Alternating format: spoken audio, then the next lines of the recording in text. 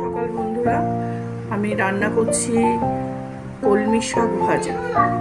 কিভাবে রান্না করছি তোমরা দেখো। এই শাকটাকে আমি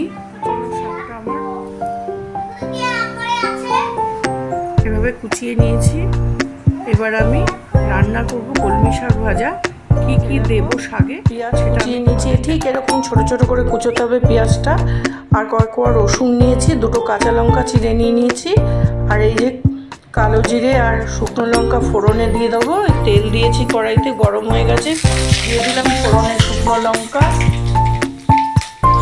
লঙ্কা আর কালো জিরে। ফোড়নটা একটু হয়ে গেলে এবার দিয়ে দেবো আমি এর মধ্যে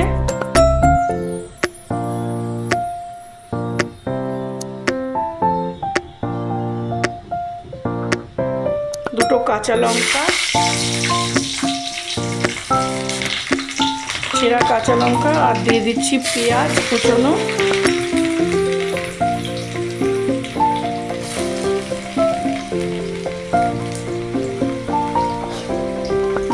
আর দিয়ে দিলাম রসুনটা।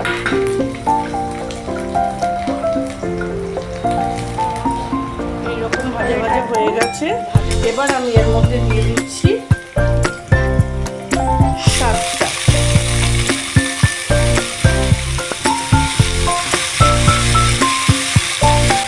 কলমি শাক ভাজা সবাই মোটামুটি খেয়ে থাকো। আমি যেভাবে করি রান্না, আমি সেটা তোমাদের সাথে শেয়ার করছি।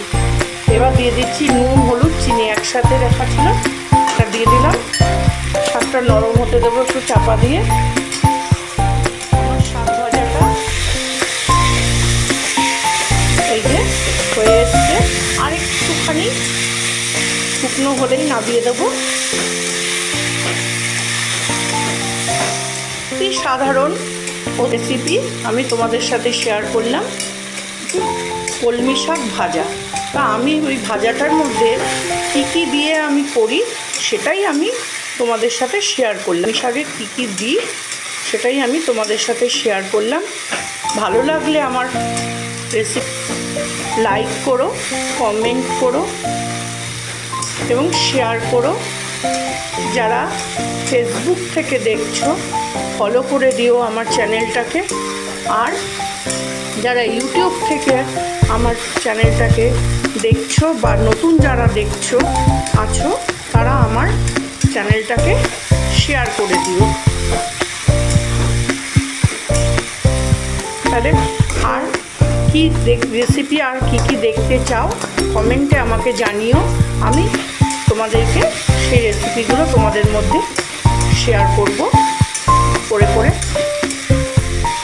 দেখাবো আমি। তোমরা আমার পাশে থেকো, আমার সাথে থেকো, আমিও তোমাদের পাশে থাকবো, সাথে থাকবো। ভালো থেকো। কলমি শাক ভাজা এবার এটাকে আমি সার্ভ করে দেবো একটা সার্ভিং বলে। সার্ভ করে দিলাম শাক ভাজাটাকে।